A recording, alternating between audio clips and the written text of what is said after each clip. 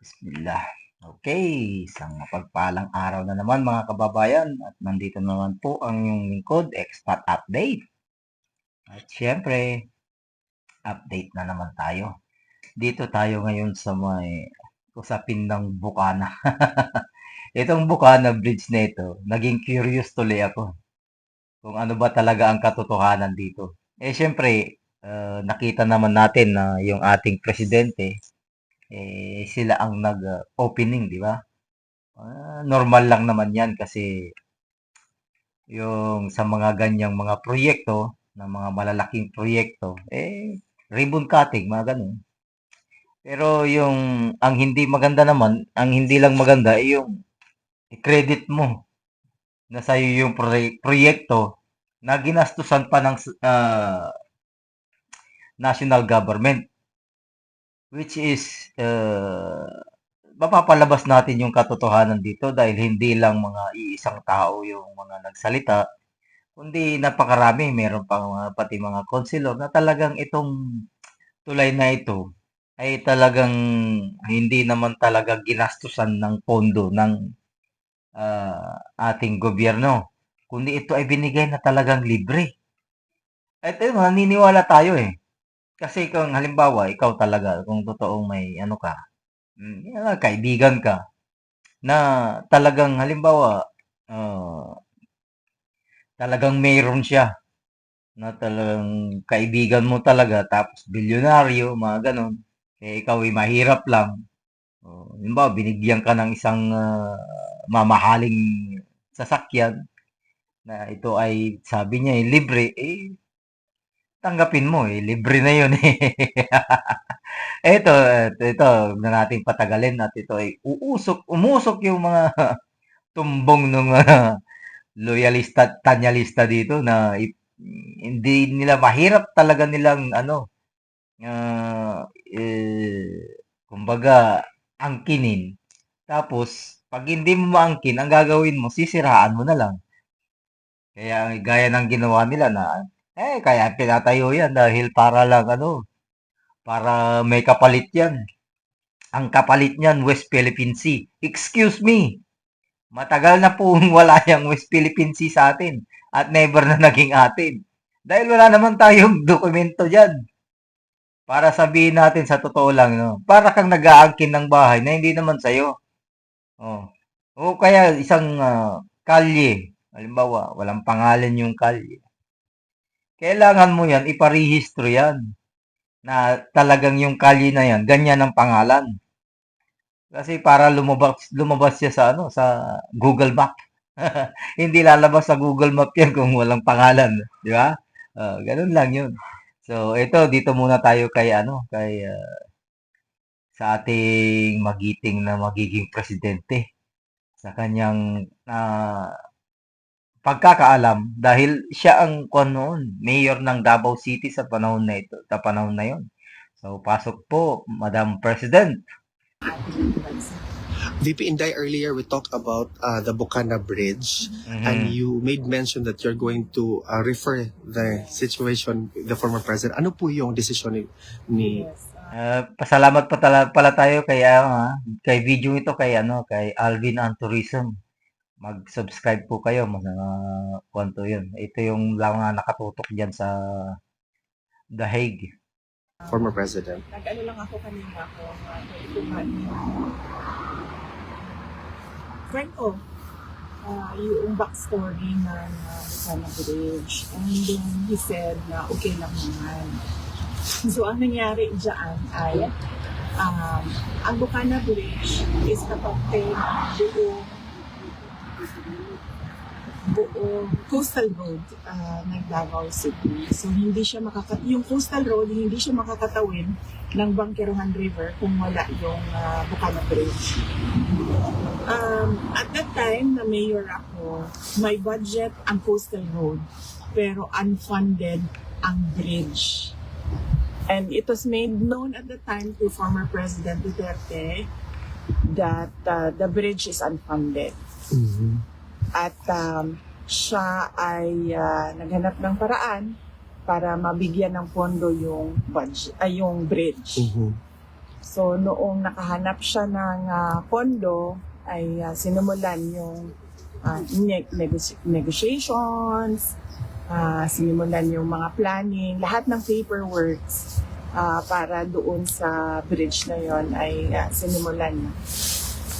But ngayon, nandiyan na yung bridge, so dapat nating pagpasalamatan para sa akin bilang isang Dabawenyo at syempre sa mga tiga Mindanao na din dahil nagbe-benefit din sila doon sa coastal road na yun, no? Traveling from south to north of Davao in the region. Nagpapasalamat kami kay dating Pangulong Rodrigo Duterte dahil hindi siya tumigil sa paghahanap ng pondo para doon sa tulay.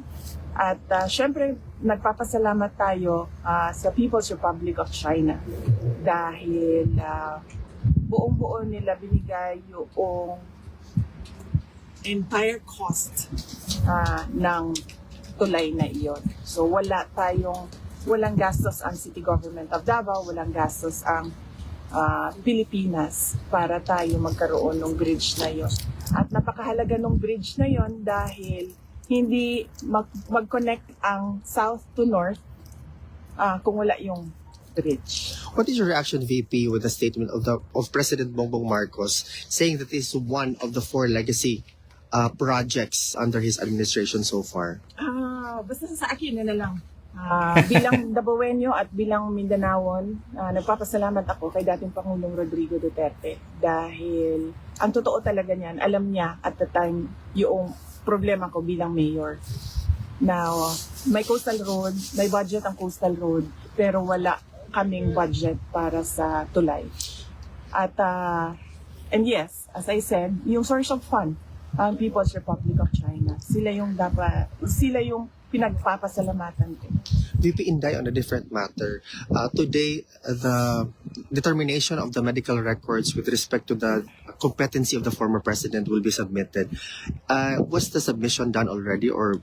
Wala akong, hindi ko alam no kung nasubmit na ba yung medical records. Ang siguro, tamang tao na sumagot kung ano yung nangyayari sa kaso ay si Attorney Nicolas. VP, is there something that the former president wishes to relay or perhaps you want to relay to the Filipino people now na malapit na po ang Pasko? Malungkot ang Pasko natin dahil hindi natin gusto ang mga nangyayari sa ating bansa, lalong-lalo na yung mga eskandalo sa korupsyon at yung pag-aabuso sa posisyon at mga opisina ng gobyerno. Pero kailangan natin maging matatag. As Filipinos, we are known to be resilient. Kaya kailangan nating itawid itong Pasko na ito na merong pag-asa sa ating mga puso. At syempre, ipagdasal natin yon na mas maganda ang ating taong 2026 sa kung ano man yung dinaanan natin ngayong 2025. Thank you, VP. May question bang iba? Go ahead. Ma'am, pwede, may mga bali-balita po kasi na yung ibang media po is pinalalabas po nila na overpriced daw po yung nabili ng OBP na CCTV. Wala pong findings na ganon ang Commission on Audit. No, kung nakita ninyo sa statement ng Office of the Vice President, pinublish na yung report ng Commission on Audit at wala silang findings of any wrongdoing sa Office of the Vice President. In fact, meron silang binigay na unqualified opinion. Congratulations doon sa opisina ng Office of the Vice President. At kailangan ko pasalamatan doon yung mga kasamahan ko sa Office of the Vice President kasi sila talaga yung ako lang yung muka ng opisina. Pero lahat ng paperworks, lahat ng trabaho sa mga utos ko, lahat ng legwork, trabaho yan ng mga personnel ng Office of the Vice President. Kaya papasalamat ako sa kanila dahil nakuha nila yung unqualified opinion. And by the way, ma'am, congratulations kasi kayo po yung pinakamataas na ratings po. Yes, yes. Taas rating. Yes, opo. Nagpapasalamat din ako niyan sa ating mga kababayan, no, na nakikita nila yung trabaho ko bilang Vice President at trabaho ng mga kasamahan ko sa Office of the Vice President at malaki ang kanilang tiwala sa kakayahan namin at yes, so nagpapasalamat ako sa mga kababayan natin. At kahit man na bumaba or tumaas yan, na babago-bago ang numbers, rest assured that the Office of the Vice President will continue to faithfully serve the Filipino people. One more, ma'am. Any reaction mo kasi sabi po ni BBM is willing daw po siya makipag-dialogo sa inyo para daw po sa ikaw ang ulo ng Pilipinas.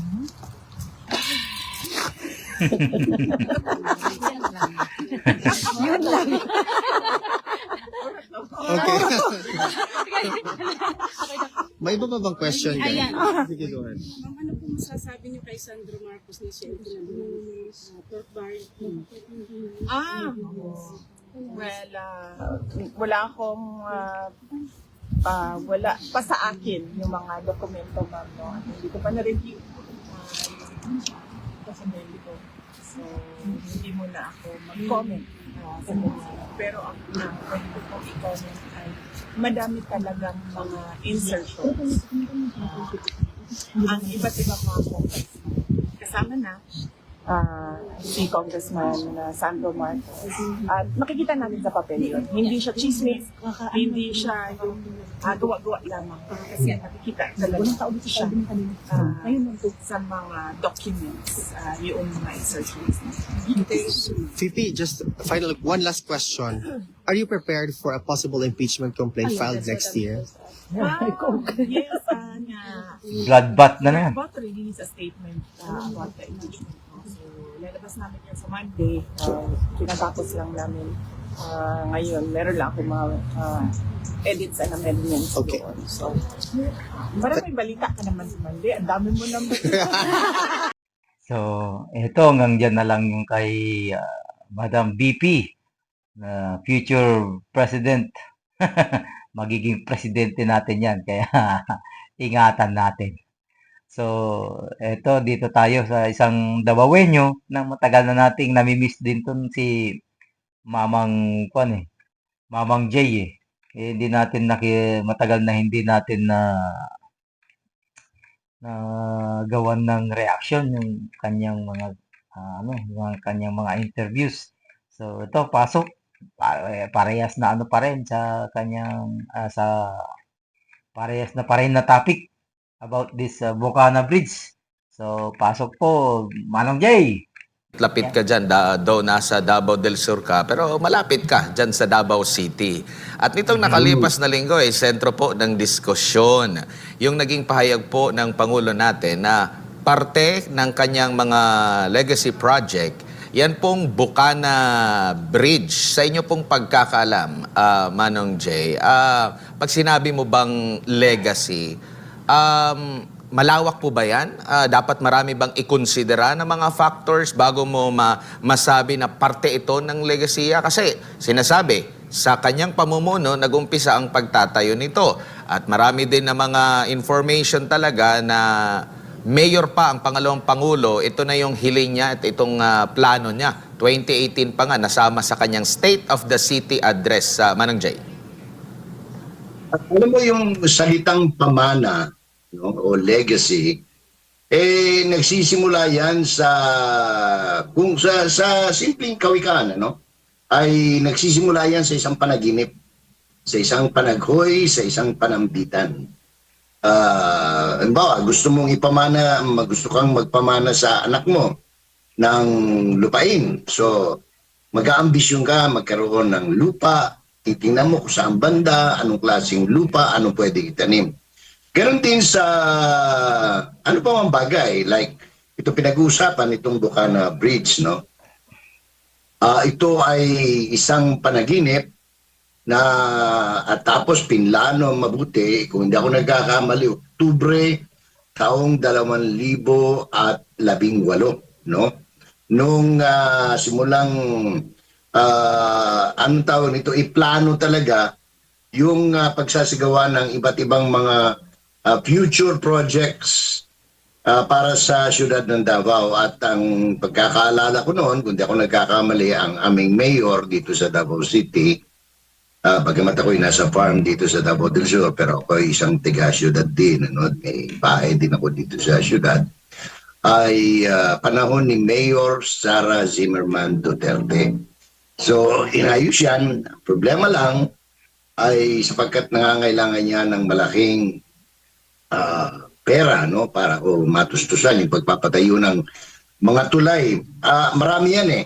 Bukana, Bolton, tapos mga 5 tulay yan sa crossing Davao River, no, para mapagdugtong yung mula Katimugan papuntang Hilaga na bahagi ng syudad, no, from Matina to the main poblacion area, or going to from first district to the second district, doon sa bandang dulo na papuntang Itaas, no, bandang Itaas.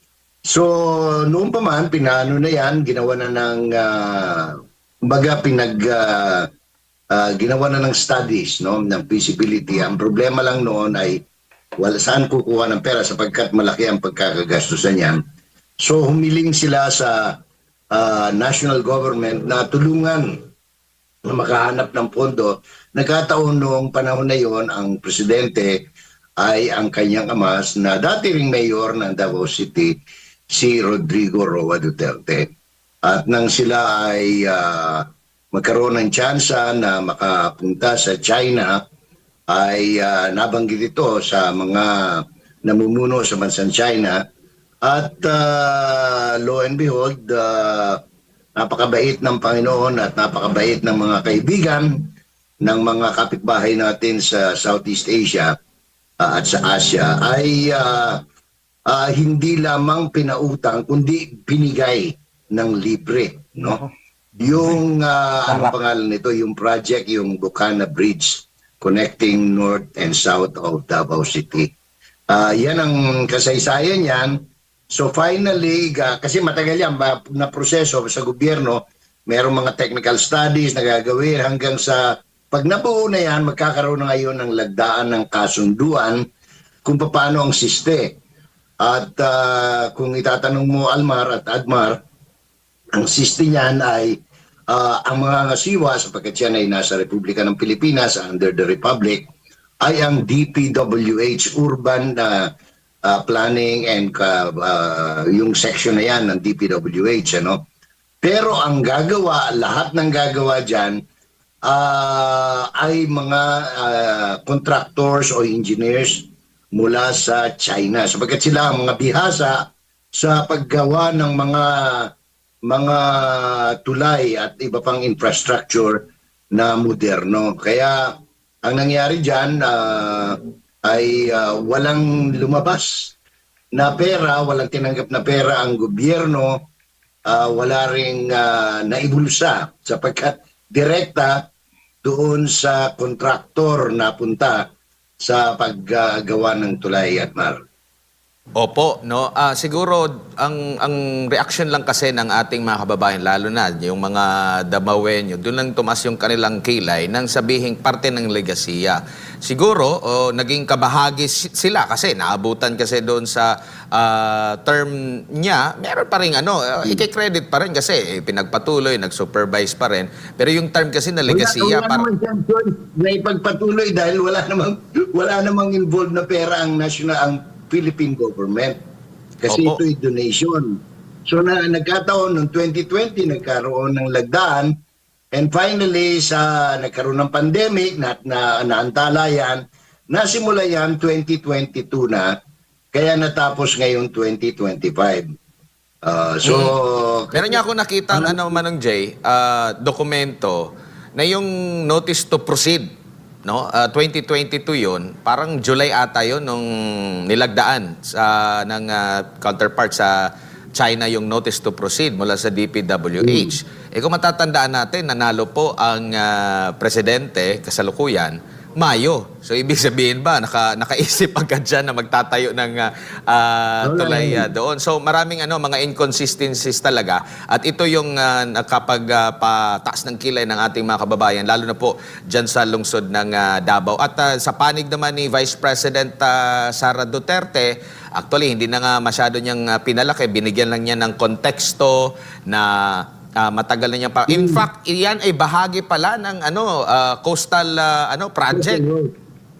Mahaba, marami kanina, dugtong-dugtong na proyekto yan na pinlano noong 2018. Sinimulan na noong 2018. So, kasi marami ang phase by phase yan, hindi naman matutustusan. Swerte nga natin, bilang Pilipino at bilang Dabawenyo na rin, na nagmaganda loob ang China na bigyan tayo ng libre. Imagine this is over 3 billion worth of project na binigay ng libre. Walang binayaran to. No payment, no interest, no nothing. Ang lang dito, ang importante lang dito, gawin ng maayos, i-supervise ng DPWH yung ginagawa ng nung nanalo sa bidding. Kasi bago bayaran niya ng China, yung kanilang inutusan para magtayo dyan ng building ay kinakailangan according to specifics, according to technical descriptions, and ang kaya nagsusupervise yung mga engineers natin na mga Pilipino sa DPWH, Admar. Opo. Ngayon, Sige po. dito, walang no doubt, ito ay natapos sa panahon ni Presidente Ferdinand Romualdez Marcos Jr. at marapat lamang na anong tawag nito, siguro sa opening mag-ribbon cutting.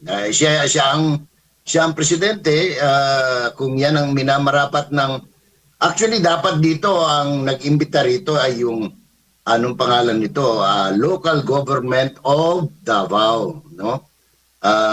Dapat dyan kino-ordinate ng DPWH sa local government because this is a project of the local government of Davao. This is not a project of the national government. Remember, tumulong lamang ang national government para makahanap ng magpupondo, in this case, ng magdo-donate. No? So, yun lamang ang role ng national government dito. Yung, maswerte tayo because at that time, napaganda ng relasyon ng China ni President Xi Jinping at ni President Rodrigo Roa Duterte. Opo.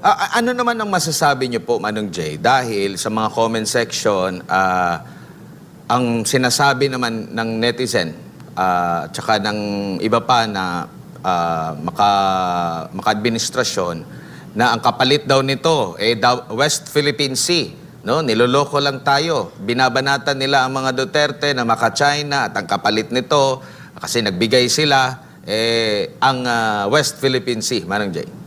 Ayan, ito na yung sinasabi natin na ang kapalit daw ay yung West Philippine Sea. In your dreams. Alam mo, yan ang propaganda yan ng CPP-NPA Ayun. at ng CIA, no, ng Amerika. Yan ay malayo sa katotohanan, no? If you examine the records, magmula ng managinip si Sara nito, si Mayor Sara, hanggang sa magkaroon ng nothing was mentioned of anything about anong tawag nito, West Philippine Sea or Southeast South China Sea is west of the Philippines, no? Walang ganon. As a matter of fact, bahagi pa rin ito, kung di ako nagkakamali, itong tulay na ito doon sa iba pang tulay na binigay ng China bilang regalo kay Presidente Duterte. Kasama na dyan yung dyan sa may Binondo, kasama na yung dyan sa may, kung di ako nagkakamali, dyan sa Connecting Ortigas at saka Bonifacio Global City at iba pa. At rin yung malapit din dito sa himpilan natin sa may Rockwell, may isang tulay dyan, di ba? Na sinira at winiden. Correct, pinalawak, pinatibay. Opo. Manong Jay, meron lang tayong ipapanood sa ating mga kababayan. Ito po ay inauguration ng Davao City Coastal Bypass Road project, no? Ito'y naganap 2023 July 1, kung saan in good terms pa ang Marcos at Duterte, at itong inauguration ito ng Coastal Bypass Road ay bahagi ito, itong tulay na ito, connecting ito, no? Pati nga yung tulay pa papunta doon sa Samal, dadaanan din itong coastal road na ito. At pakinggan natin ang mga kataga na sinasabi ni President Bongbong Marcos. Ito, panoorin natin. Before anything, let me join with our Vice President to recognize the Vice President's presence who is here today and who has decided to join us to see the fruition of a project that started during her mayoral incumbency. Also of extreme importance to the completion of this project, we must acknowledge my predecessor, someone who was a central part of the instrumental central part of bringing us here all today, the former President Rodrigo Roa Duterte. Oo, balikan lang natin. Kasi ang sabi niya rito, binigyan niya ng pagkilala, Manong Jay, kasi present during that time sa inauguration nitong Coastal Road, si Vice President Sara Duterte, kung saan binanggit niya na noong panahong mayor pa siya, kabilang sa mga nag-isip nito, kaya yan, present si ano, and nabanggit din niya si former President Rodrigo Duterte. Binigyan din niya ng pagkilala kasi nga sila yung nag-umpisa, kumbaga brainchild nitong proyekto na ito. Kaya nga, para magtataka ka, bakit sa panahon na ito, wala na yung pagkilala, Manong Jay, doon sa... Ito kasi bahagi ito parte ito ng plano, Manong Jay.